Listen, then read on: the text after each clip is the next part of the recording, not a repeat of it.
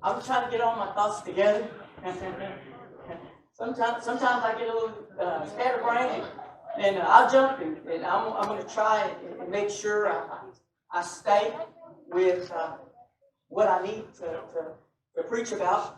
I'm totally different than other ministers. Sometimes I've seen other ministers, they'll have everybody stand up and pray, and they're looking through their notes the whole time. But I don't do that. And the reason that I don't do that is because I'm not going to tell somebody or ask them to do something that I wouldn't do. I love Jesus. He's been good to me in my life. And Amen. Let's see. Do you mind? Let's see. Where am I? It's going to be. You can stand if you want to. You don't have to. It's going to be just a little bit. It's going to be a lengthy reading. I'm going to do my best. I'm not the best reader. But if you're able to get something out of it, it's going to be, we'll do 4 and 5 and 7 and 8. It's going to be John 9. John 9. And then we'll jump over. And then we'll jump over and we'll do 23, 22 and 23. So we're going to start out with 4. I don't know if anybody can see it. It says, I must work the works of him that sent me while it is day, the night cometh when no man can work. As long as I am in the world, I am the light of the world. And just from 5 is 6, no 7, if we can jump to 7. 7, and said unto him, and this is Jesus talking right here. So the reason the reason I jumped, and all he's doing here is this blind man. He came. Well, he's actually he's sitting really, but Jesus is talking. He said, "And I said unto him, Go wash in the pool of Siloam." So just before that, there was a blind man that was just sitting there, and just before that, Jesus was talking to his disciples, and he was saying that he was the light of the world. And y'all can be seated. I'll probably do like expository just for a few minutes. That way we can get a good handle on what's going on just before I start in. And right here it says that as long as I am in the world, I'm the light of the world. And so what Jesus was talking about is there's so many Greek words, but whenever you first start learning Greek, you learn like the simple, pronouns, which are os, a, am, and edi, and so what that is just I. And so here it's not he's not saying that he's a mate, and so he's just saying just I. He's just using I, just real simple. And what that means is, so the way you would read it is, as long as I be in the world, I am the light of the world. Or you can also read it as long as I may be in the world, I am the light of the world. And so what Jesus was saying is as long as he's in the world, then he's going to be the light of the world. Okay? That's what it's going to be. He's going to be the light of the world. And the reason that he said that in this verse is because once he was crucified on the cross, guess who becomes the light of the world? You do. Each one of us become the light of the world. That's why he was just saying, hey, as long as I may be here, as long as I be here, then he's going to be the light. But once he was crucified, each one of us had that opportunity. We can go to God ourselves. And the way that we do that is through the plan of salvation. The salvation is to repent and be baptized, every one of you, in the name of Jesus Christ, for the remission of your sins, and you shall receive the Holy Ghost. If you're not baptized in Jesus' name, if you don't have a relationship, if you don't know God as your personal Savior, if you've never felt His presence, today you will have that opportunity. Amen. You're going to be able to feel Him. He's going to move in your life. And I honestly believe with everything that I have. Amen. Amen. If you give God a chance, Amen. He'll lead with you today. Amen. That's right. Verse 7. So we know that this man's blind. Well, verse 6. when he had thus spoken, he spat on the ground and made clay of the spittle, and he anointed the eyes of the blind man with the clay. And he said unto him, Go wash in the pool of Siloam, which is the interpretation, sent. He went therefore and washed and came seeing. Now there's other translations, like in Mark 7, I think it was, where it says that he goes, that Jesus puts that mud on his eyes. How many people would like me to put some mud in your eye tonight, this morning? Can I put a little bit of mud in your eye? Would you like that? I know I wouldn't, even if I was blind. See, that's the difference that we have today. That's the difference that we have today. Amen. Than whenever Jesus was walking the earth, because people knew him, or they knew of him. They knew that he was a healer. They knew that he was able to touch people's lives. And when that man was just sitting, waiting, he was just sitting there. That's it. And Jesus was talking to his disciples, telling them, hey, I'm supposed to do this. There's nobody that sinned in his life. And all of that came from the Old Testament, which has to do with Joshua. Whenever Achan, his whole family sinned. And so that's where that comes from, where they were trying to say, hey, this lineage of him, who sinned? And Jesus was just saying, hey, nobody sinned. The reason it's going to be like that is because man, my brain is just, the reason it's going to be that way. You know, it has to do with us, and I just lost my train of thought. But, and he said unto him, Go wash. Oh, okay, I know where I'm at. So whenever, in Mark 7, I know, ADHD, right? Real bad. But in Mark 7, there's two spots here in John 9, and then in Mark 7. So what happens in Mark 7 is he puts that mud on his eye, and he tells him to go wash. He goes and washes his face. Then he comes back, and John was talking about that on, I believe it was Sunday night or Sunday morning. Sunday morning, I think it was. He was talking about that. And he came back, and God was asking, well, Jesus was asking him. He said, hey, he said, can you see? He goes, well, I just see blurred trees. And he put that mud back on his eye, and he went back and told this blind man, he told him to go back and wash it, and then come back. And whenever he did, now, my interpretation is going to be a little bit different. And, where's my club? So what I'm doing is I'm doing expository preaching today. And I'll try not to jump too far. And I'm at this spot here. And so whenever he came back, okay, what Jesus was doing in that spot, he could have just said, hey, you good. You all right.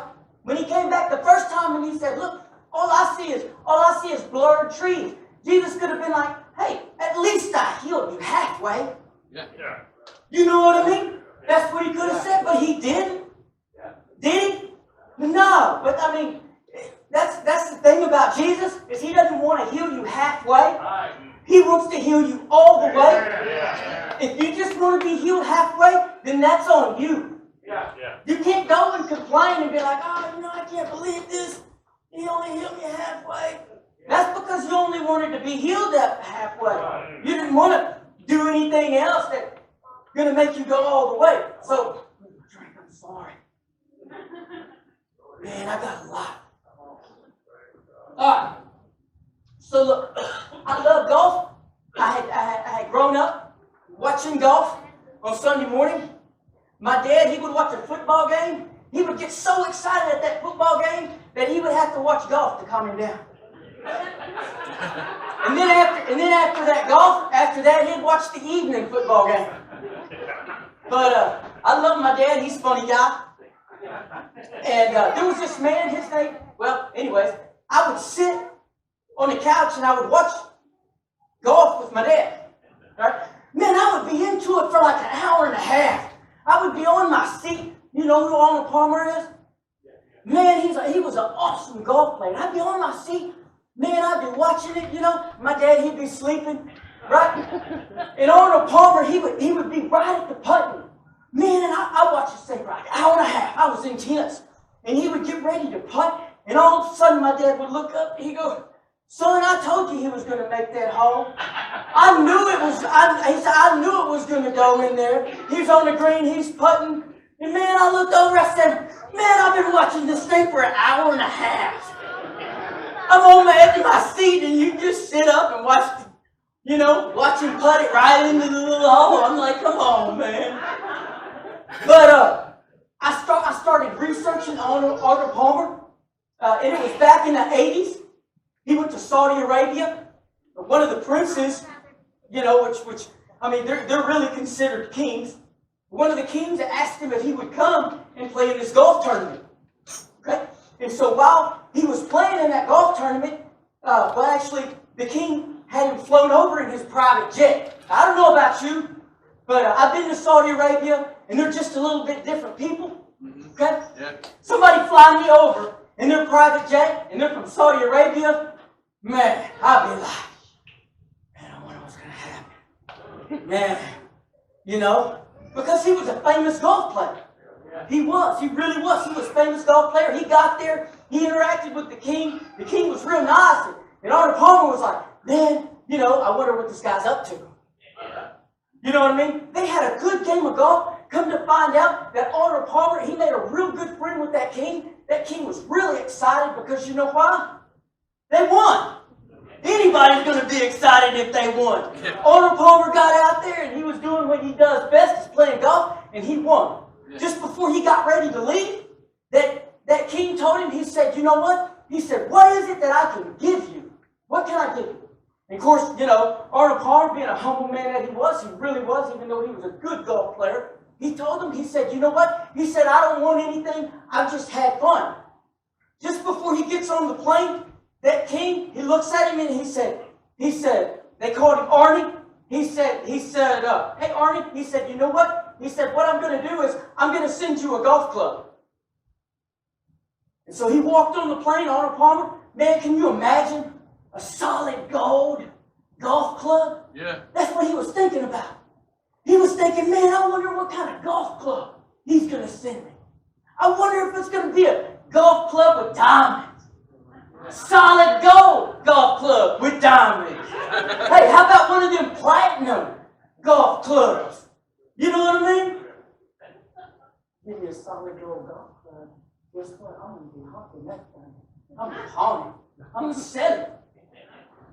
Man, it was 6 weeks. 6 weeks. Every single day. I don't know about you, but man, I'd be waiting. I wouldn't even work for 6 weeks. I'd be sitting there, I'd set me up a lawn chair, and I'd be waiting. I would be waiting. Guess where? At the mailbox. I'd be calling UPS. "Hey man, what y'all do with my golf club?" 6 weeks later, 6 weeks goes by. Nothing. On that last day, in that 6 weeks, there was a letter inside it. And it was addressed to him from that king. Can you imagine? He was sending a letter. What you say, God? He opens it up and starts reading. Can you imagine that king bought him a 465-acre golf club? 465-acre golf club. Can you imagine the way a king thinks? Yeah, come on. Huh? Imagine the way a king thinks. He's not just thinking about a golf club. He's thinking about your life. Amen. Yeah, that's right. Arnold Palmer was such a humble man. You know what he did?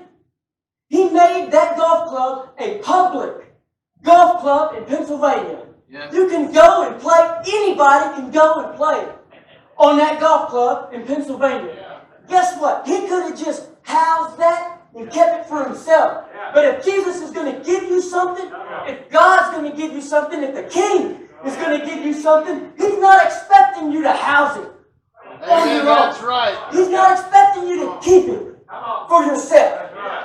He wants you to be able to share it to everybody. Amen. That's what, in this spot here, where he says, "Go and wash in the Pool of Siloam," that's what he was wanting to do. Because right here, when Okay. So as this lame man, as he's sitting there, okay, there's what's called man, what is it? A Shuka. something, huh? Shuka, tent. Thank you.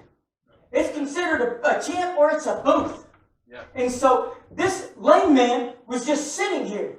Now, there's what's called a Feast of the Tabernacles. Yes. Hey, can I get that water? Real quick. And so here in verse 8 it says, oh wait, hang on. In verse 7 it says, go and wash in the Pool of Siloam, which is interpreted sin. Now, this pool, I said I'll be up there. That's all right. Okay. What do you want? I had this Bible for like 20 years. My mom, she bought me this Bible. Man, I've been through it with this thing. But I appreciate my mom and my brother being here. They're real kind. Yeah, I love it. Now, some of you might think, oh, what's going on? This is not a game, and it is not holy water. That's not what I'm doing. Right here, if you don't mind, Brother Demon, if you could go to verse 7. I don't know what time I have. I don't even know what. Oh, is it 12 o'clock? Preach. Oh, my Lord. You know what? I can wrap it up and we can go. Huh? You sure? I don't want to take y'all time. Go ahead. Preach. Okay. It's a good thing my wife's my person. Okay. She a good lady to keep me under control. And he said unto him, go and wash in the Pool of Siloam. What is it? Which is by interpretation sent. Okay? Now, Jesus was the Messiah, right? So this Messiah put mud in this guy's eyes, and he told him to go wash. Okay? All right.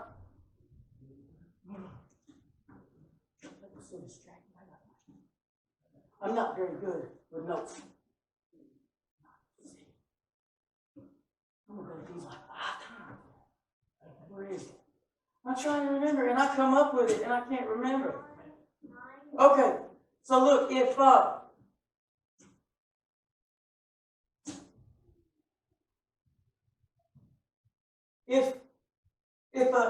a person comes up and puts mud in your eye, guess what? It's just mud. That guy just put mud in my eye. Yeah. I can't believe him. What's he doing putting mud in my eye? You know, I can see. I'm not blind. Right? But if Jesus comes up and he puts mud in your eye, that's a miracle, my friend. That's a miracle. I'm telling you right now. Jesus put mud in this guy's eye, and he told him to go wash in the Pool of Siloam. Yeah. Now this pool right here, what it was a purification. Yeah. That's why it says sin. So in the Old Testament, let's see, where am I at? Where is it at? Chronicles. I think it's in Chronicles. I think it's in Chronicles. But anyway, let's see. There it is. He took counsel with his princes and his mighty men to stop the waters of the fountains which were without the city, and they did help them. So what they did was, this pool was so important because it came from the Old Testament. Gihon, it's in the Old Testament. It's right there in Genesis. Whenever Genesis starts naming those 3 things of waters, Gihon is, and what that is it's the Messiah pool. So this Messiah comes up and he puts mud in this blind man's eye, and then he tells him, hey, guess what? Go wash in that Messiah pool. Amen. So right here, so there was gathered much people together, and they stopped all the fountains. The reason that they stopped all the fountains is because of war. So what it is kind of like aqueducts.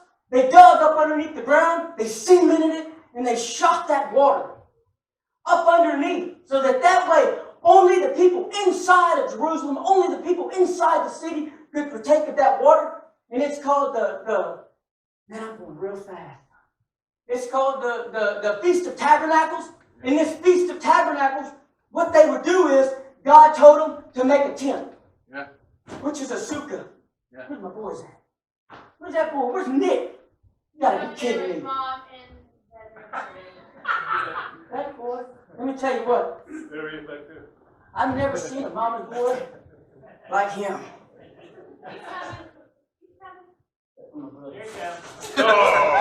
Uh-oh. That's what Sugar fell out with you. Ooh! Sugar fell down. Don't be mad at me, Brother Leonard. I don't think this was it. This is a broken one. But guess what? Thank you, Jesus. Hey, you know what? I break so much stuff. Guess what? I've learned how to fix it. People are like, man, how are you able to fix all that? Because I broke more numbers of it. That's why I'm really good at breaking stuff. All right, son.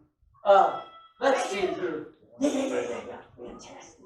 Okay, so what he's doing is, now, in the Old Testament, where am I at? The Old Testament, it's, Leviticus 23. yes, Leviticus 23. So what they do is, he's going to kind of symbolize two things. Leviticus 23, it says, and the Lord spake unto them, and spake to the children of Israel, saying 15 days. So 15 days of the 7th month, okay, what they're going to do is, they're going to have that Feast of Tabernacles for 7 days. So it's going to start on a Sunday. The booth is. It's going to start on a Sunday, and it's going to end on a Sunday, and it's going to be for 15 days. Okay? So this 7 day, the Feast of Tabernacles is lasting for 7 days. Okay? It says, 7 days you shall offer the offerings made of fire unto the Lord on the 8th day. On the 8th day shall, holy convocations unto you. So what's happening here is, so what God's telling Moses to tell the people, he said, what you're going to do is, you're going to be eating vegetables. You're going to sacrifice vegetables to God. Anything that you make on your own, anything that has to do with you surviving in life, you're going to sacrifice that. And what you're going to do is, guess what? It's going to be a sukkah. It's going to be a booth. And what you're going to do is, you're going to sit in that booth.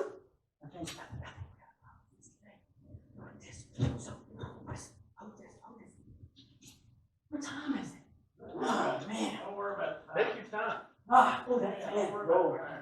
Hey, one time I was preaching here, and I got so involved, I jumped up onto here, on the altar, and I was preaching, and all of a sudden I felt that thing. And Brother Radley was looking at me, and he's like, you did, you remember I was like standing right here, and I had lots of hair back then, good thing, because, woo, I thought, you told me to do this, am I the spirit? So what this is going to do is, what this is going to be is, it's going to be a booth. You got to get up underneath that booth, son. I don't know where you're going. You got to be up underneath it. You got to be up underneath there. Okay, so he's got a really good smile, but the only way that you got to get him to get that real good smile is you got to really take it just like that. Now, the reason I showed you that is that's how they were supposed to act in that booth, in that sukkah. In the booth, they were supposed to be excited, they were supposed to be thankful, they were supposed to be praising and loving God inside that booth. So while he was inside that booth, where was I at? Yes. So now in the Old Testament, they were inside the booth. That's okay. Don't worry about it. I'll cover that up. I'll explain it. Now, where are we at? Lame man. Right? During this time, I'll get to water in just a minute. Put in my bottle. Now, check this out.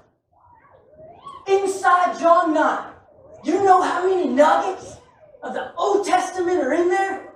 Man, I started researching that, and there's Old Testament all through it. That was like slapping me in the face.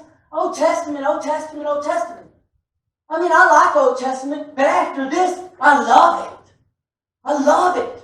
Now, in here, right here, is going to be a booth. This lame man, what was going on right here? And this lame man, he was happy.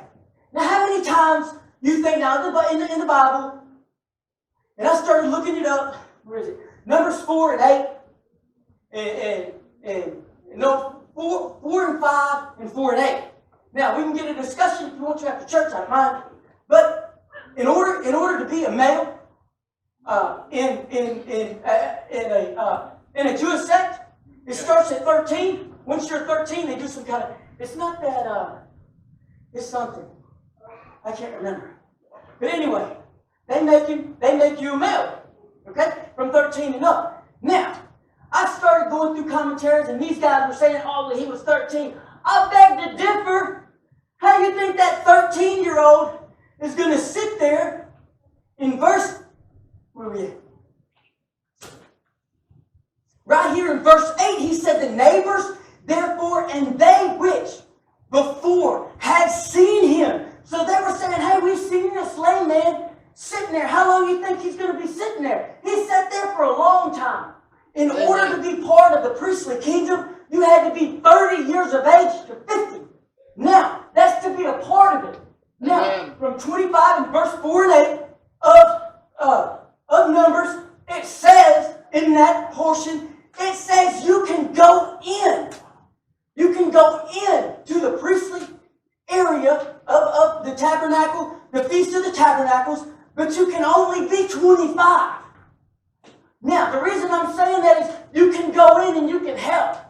You can be a servant inside there, but you cannot be a priest. So you can go in and help them out at 25, but you can't be a priest until you're 30. The reason that they're doing that is because you have to be age of maturity. Because Jesus started his ministry at 30 years old. I believe this man, not my son, but the man, I believe he was 30 years of age because he said he sat there for a while. He was at that same spot for a while. Imagine, come here, Daniel, real quick. Real quick. Daniel's really good at this. I love this boy. He's my boy. I love him very much. And he's really good at this right here. Show him your face, Daniel. Come on, buddy. I'm about to get really upset with you so that way you can show him that face. Stop laughing. You're not helping. Sit down. He's got this really, it's kind of like a,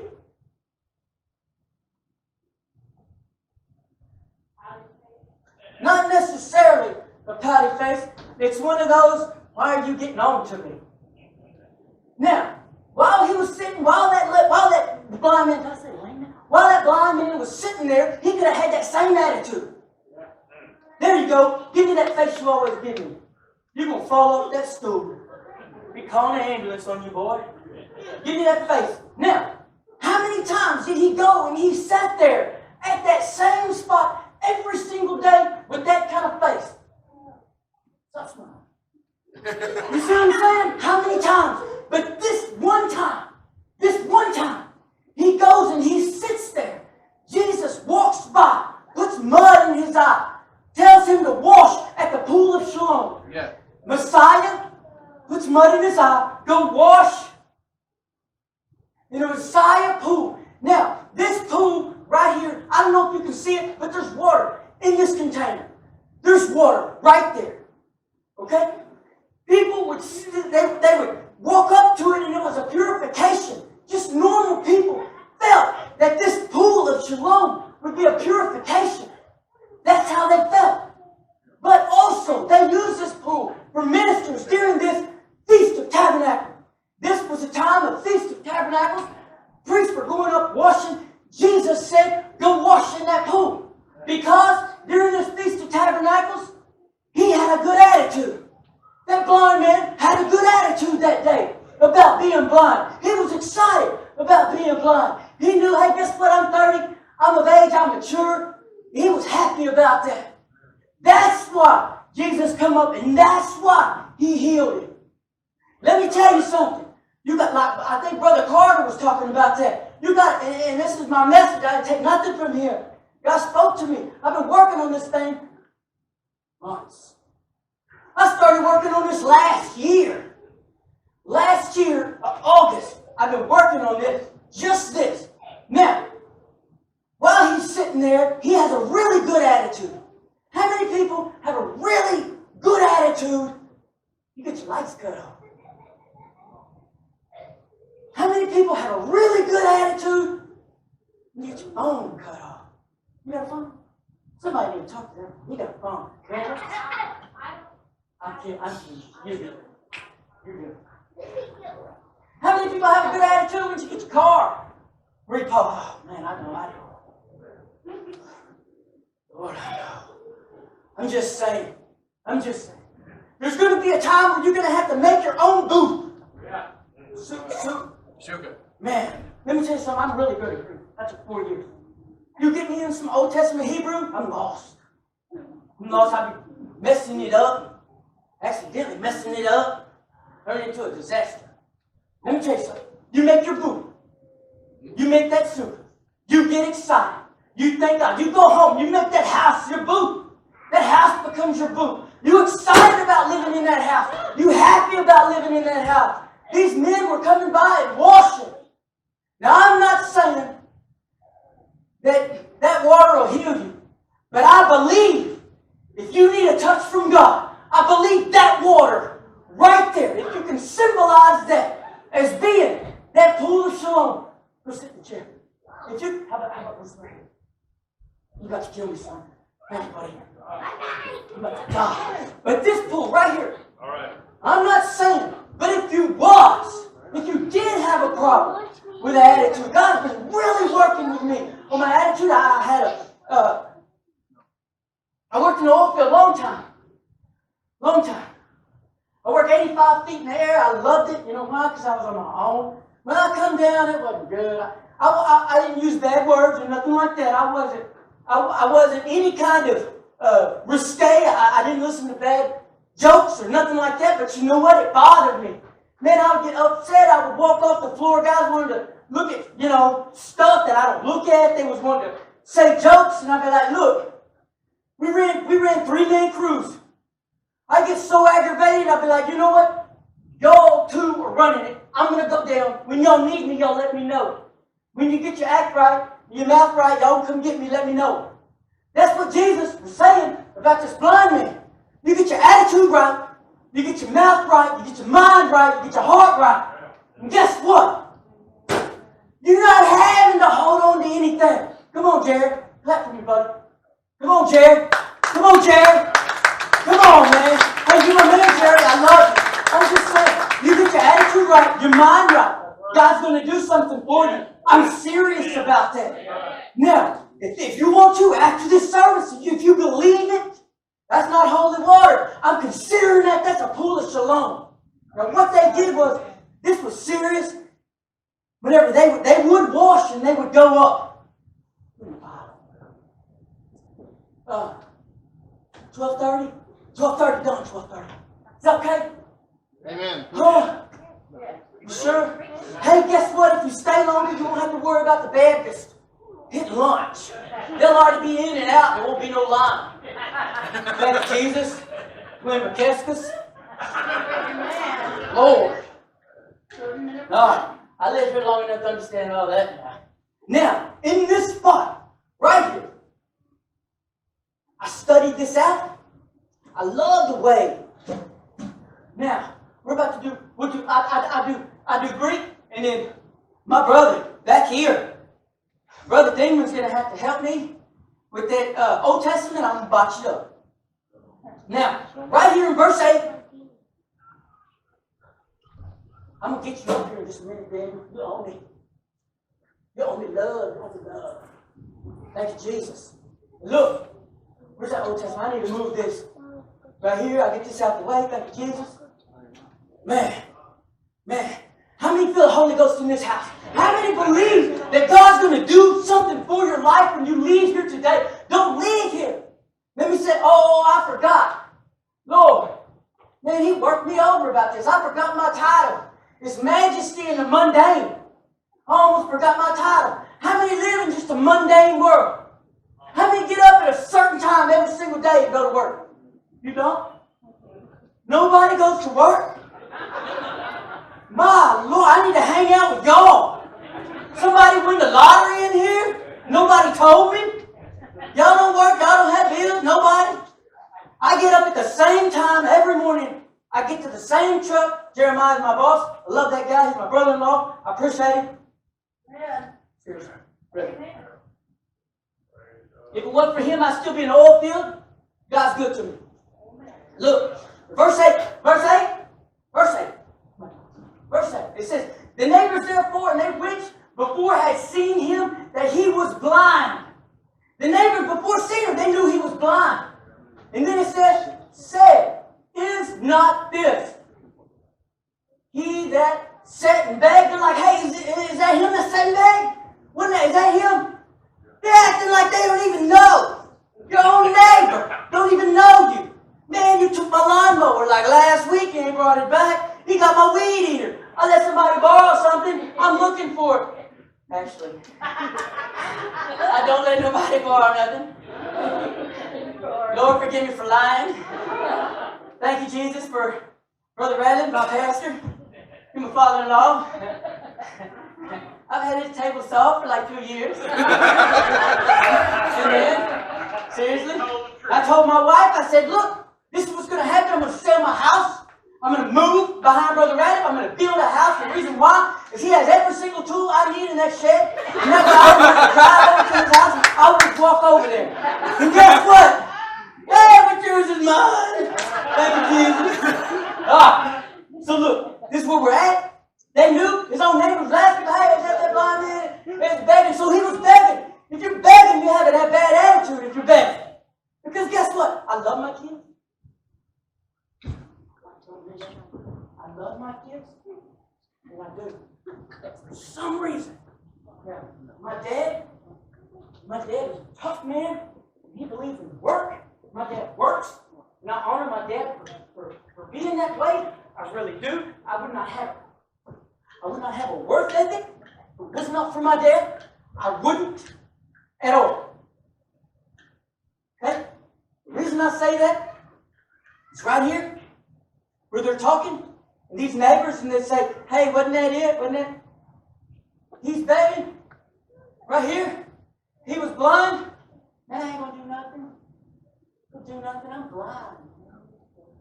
See? I'm not going to do nothing. Not at all. I'm just going to sit here. And he was begging. He was. Now, the reason I said that about my dad, because I work. I make sure I will do whatever it takes to take care of my family. I know what it's like having hard times. I do. Some of you are like, man, you want to be like, oh, you know that. Before I got in the oil field, whenever Rachel and I first got married, and I can show you check stubs, I still keep them, I made $250 a week. We had a mortgage, I had a car payment, we had cell phones. My father, Jesus. Oh, man. Hey, he would come over to the house, pray for us, all the time. All the time. Seriously. Look, this guy didn't want to do anything. He didn't care about anything. But one day on that Feast of Tabernacles, he had a great attitude. He was ready for something to happen in his life. Oh my goodness. It's in verse 9, I'm going to put my Bible down. I studied this. I'll put my Bible down. It says, some say, this is he. Others said, he is like him. But he said, I am. He said, I am. Now this spot right here, this is where you get amen. Amen means I exist. I was going to jump there. There's a ceiling fan. I won't. Look, I'm being serious. Hey, let me stand right here real quick. I'm sorry. And look, I'm telling you, I'm being serious. He was saying, I exist. He didn't exist before. You know why? Because he didn't believe he existed. Now look, if you don't believe you exist, then you don't. Yes. If that's how you feel, that's how God's going to feel. You know what? You don't want to feel like you exist, then you don't. You want to come to church and you want to hang out and be like, oh, you know what, man, I work every day. I can't believe this. And man, I go home, I got rowdy kids. Everybody got rowdy kids. That's why the kids. Who don't have rowdy kids? The kids. Majesty in the mundane. We're talking about a Jesus Christ that was walking the earth, saw this guy living a mundane life, just to flat out, just you know, one of them where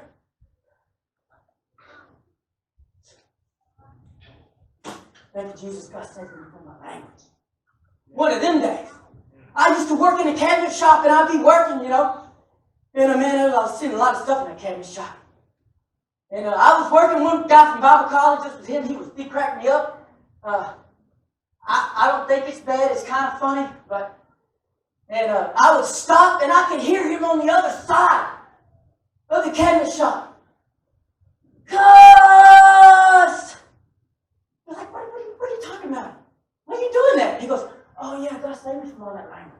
Whenever I get mad, I just say cuss. Like what? What is that supposed to mean? Huh? I don't think that's what God wanted this guy to do. Right. This blind man. I don't think that's what he wanted to do because he said, I'm I exist. Now in the Old Testament, I'm going to take you to the Old Testament. Where we at? Brother Damon, the Old Testament, Exodus 3.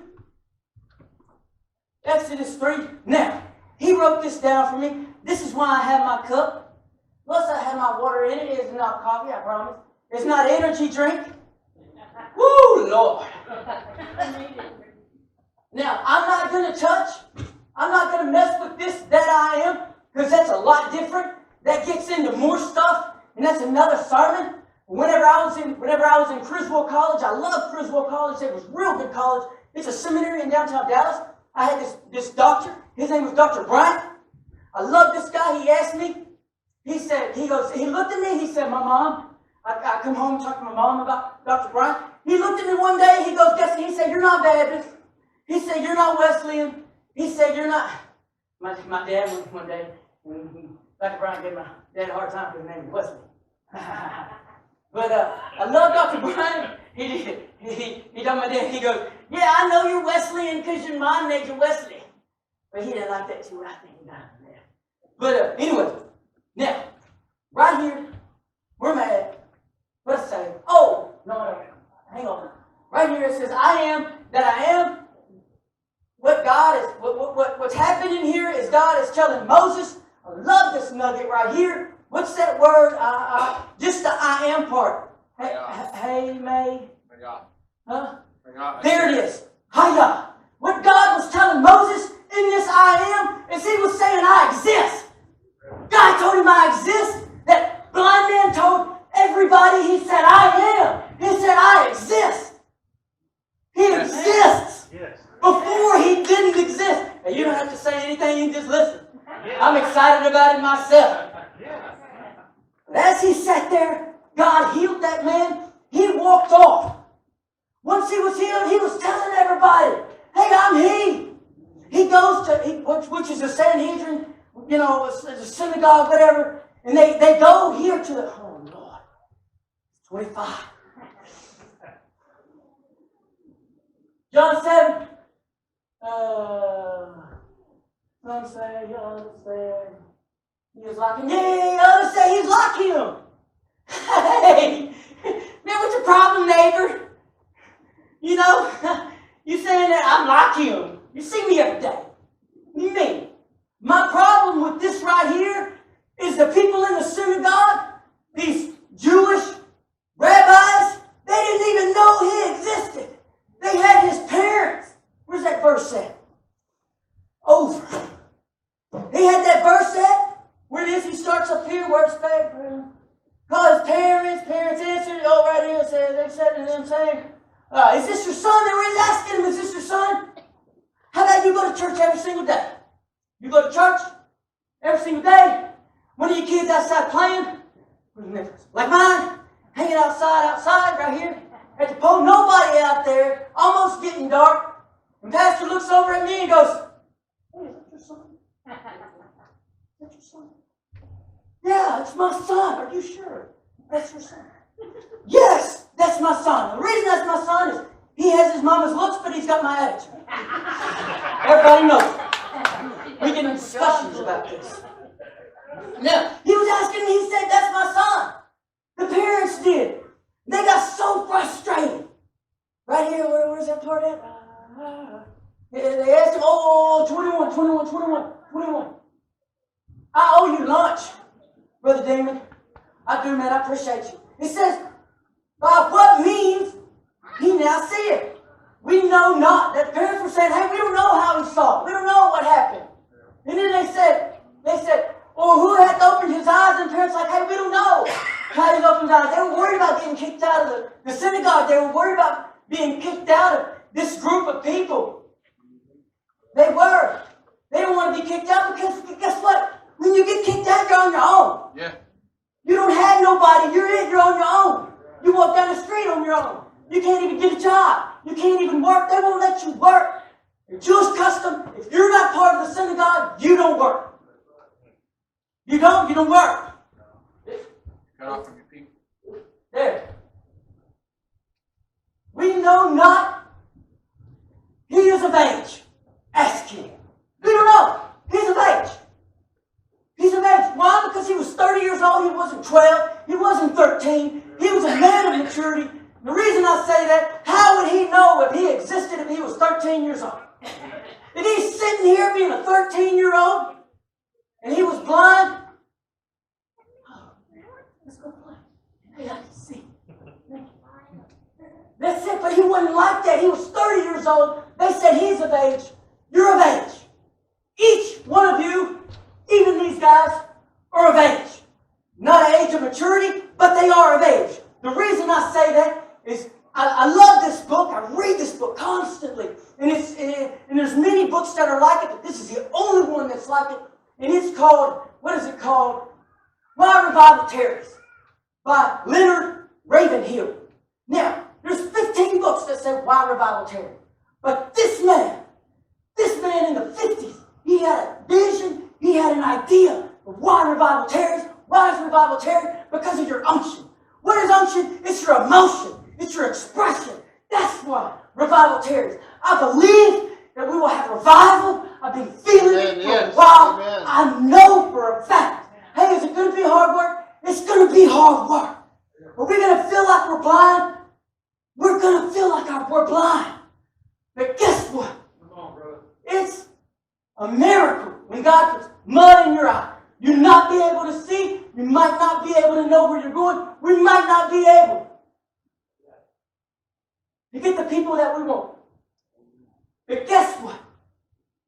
He's a majesty in the mundane. He is a majesty in this mundane world that we live in. Now here in verse, Lord, it's 12:30.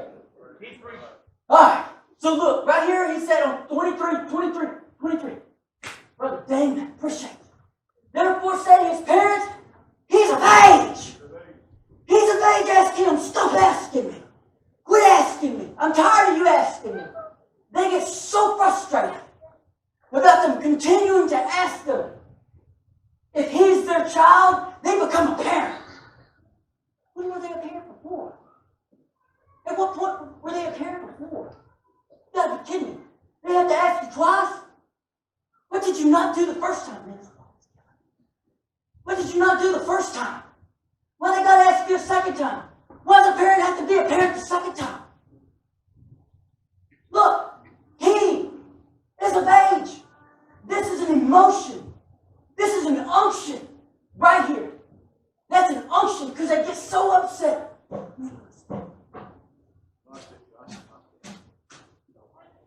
It's a good thing. I study all this before. I get up here. I got like 6 pages. Where is that? Jesus' name. Oh man, I missed that. It's fine. Okay, look.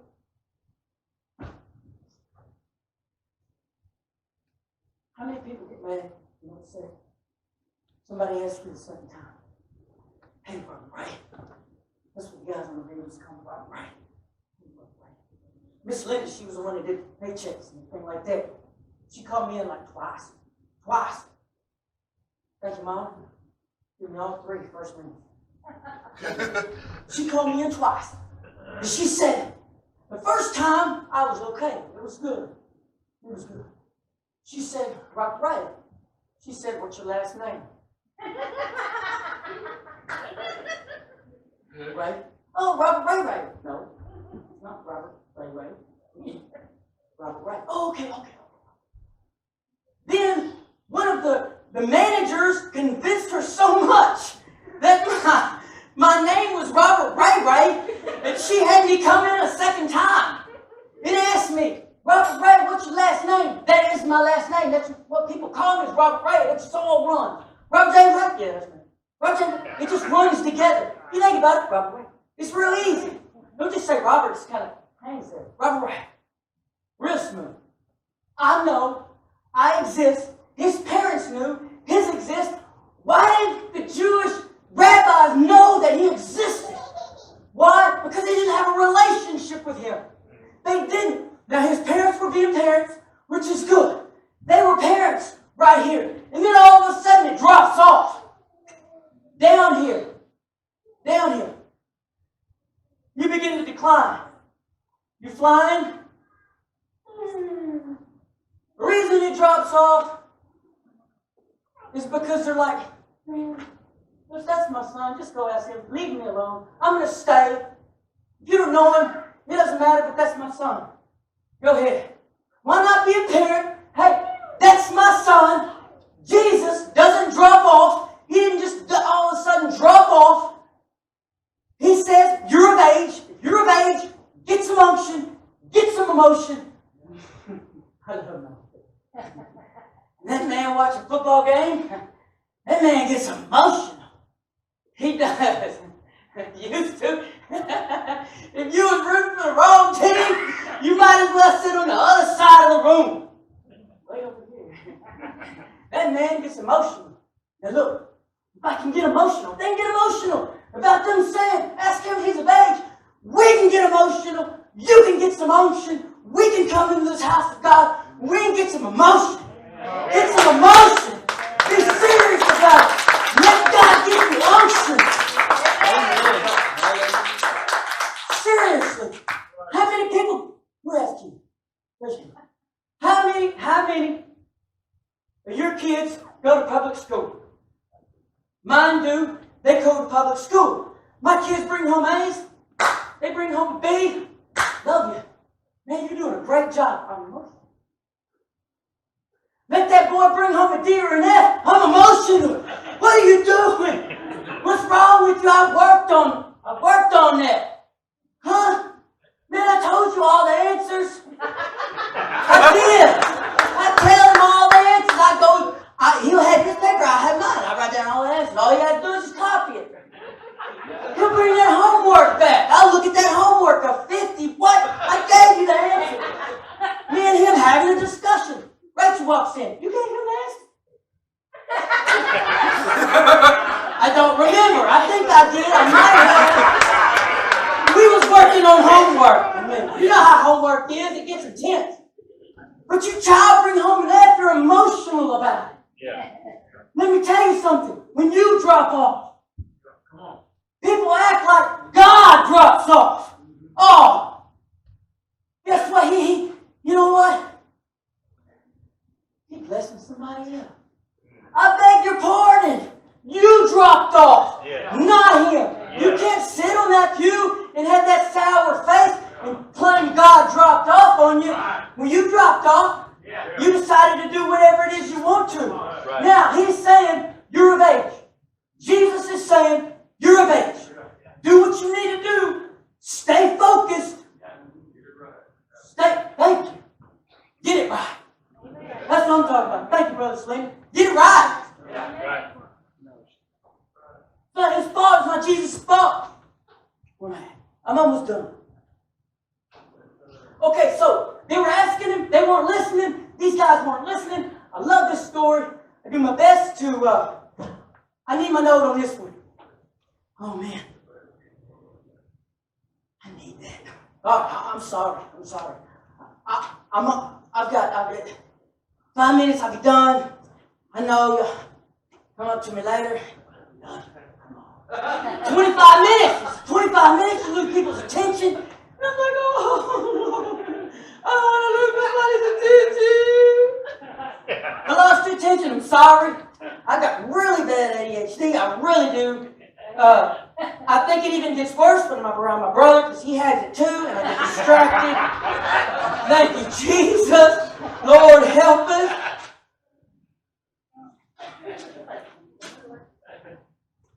Then my mom, she's probably back there. I thought we went out of here.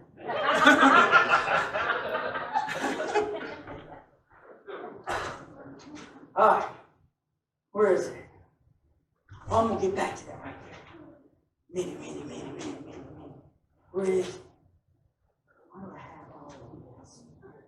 And look, Rachel really does help me out. Sometimes she gets everything together. Guess what? She did a great job. She sang. I appreciate her doing that. But guess what? I let me on my own.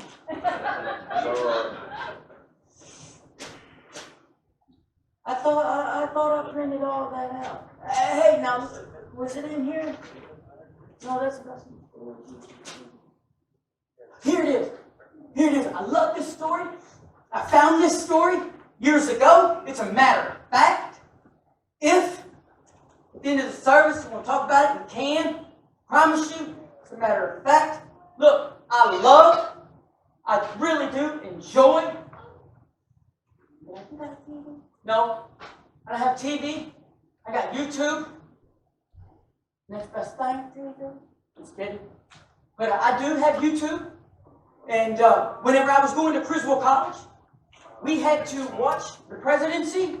I watched, what's that guy's name? Roosevelt. Yeah. I watched him in the inauguration while he was inaugurating. He was talking, guess what? That camera was not on him. Back then, when they would do inaugurations, they fanned the crowd. They did. They fanned the crowd, and then they would come back to him. He would say something important, they would fan the crowd. You know what they were doing? They were letting people that were watching that TV know all them people are supporting that man, and you should too. You ought to support him. You should. Why not? Everybody else is. They got like millions of people out there. Yeah. And that guy signed that paper about my land. They want to do it. Take it. Well, I got laughing about it. I got land. He's doing that to me. But look, this guy was very interesting. He got frustrated. Now, I'm going to read this.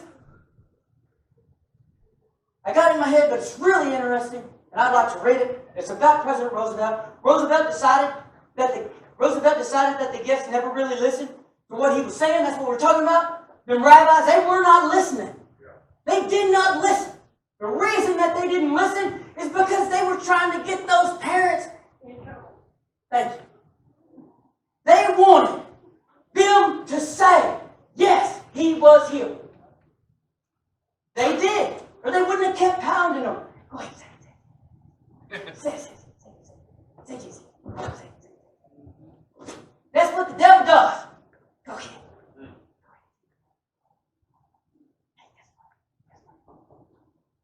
Jesus got great. No, you're not good. You're not good. But, anyways,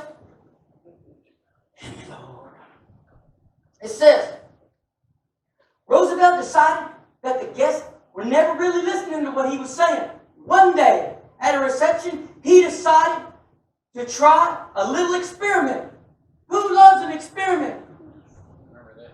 I do. I love an experiment. I had this, I think it was, we had moved to Georgia, and I had to make this Mount St. Helens, this volcano, and I had to write this paper. It was chicken scratch. I couldn't even read it. They got somebody up to read it for me, and this guy just kind of looked at me, and he was like, no, I didn't. I just said I didn't read it, I wrote it. You know what I mean? I can't remember what happened. This volcano, they were supposed to put something in that volcano. It was supposed to have this kind of little, type of fun little, it did not. I can't remember if I'm the one that was the cause of it. I normally was. But all of a sudden, I'm holding it. We're having this discussion, and this volcano's like, he didn't see it. He had his face like this. I didn't see it because I'm intense. I used to have this really bad problem. You confront me, we go, I had one teacher tell me I had little man syndrome. God. So he decides a little experiment. As each guest arrived, he shook their, as each guest arrived and shook the president's hand, he would smile and politely He would smile politely and say pleasantly, I murdered my grandmother this morning. I murdered my grandmother. I murdered my grandmother. I murdered my grandmother. He went through. I'm trying to take care of business, son. Murdered my grandmother. Murdered my grandmother. Just like that. Just murdered my grandmother. He would get. I'm sorry. Murdered my grandmother. He got the most unusual responses. He would have.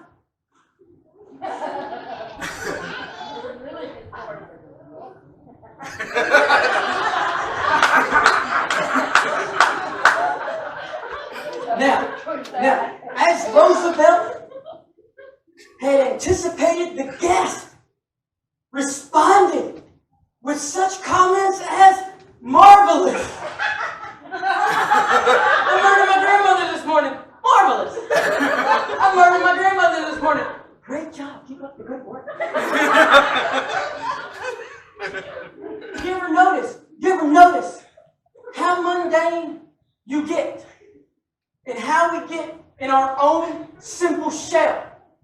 That when people come in, do we actually listen? Or are we just like, hey, bless you.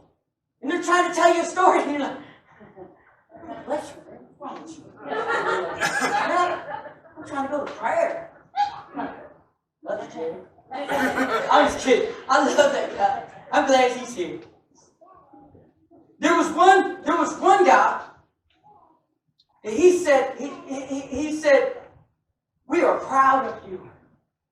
We're proud of you. God bless you. He said he just murdered your grandmother this morning. You can tell somebody God bless you. That almost becomes your comment. We as Christians in Christendom do that.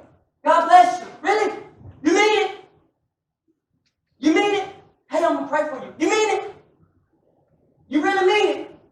You sure you mean it? Yeah. But they weren't even listening to what he was saying until right at the end.